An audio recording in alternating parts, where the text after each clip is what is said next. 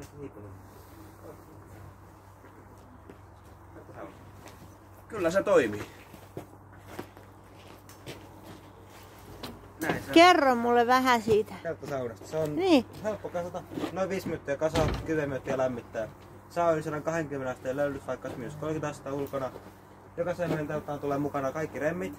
8 kappaletta kiiloja, eli jokaisen kulmaan 2. Sekä yläremmille että alaremmille. Kiilot on pitkiä, saa maahan kiinni, vaikka jäähän, koska ne on purattavia. Helppo nopea vehe.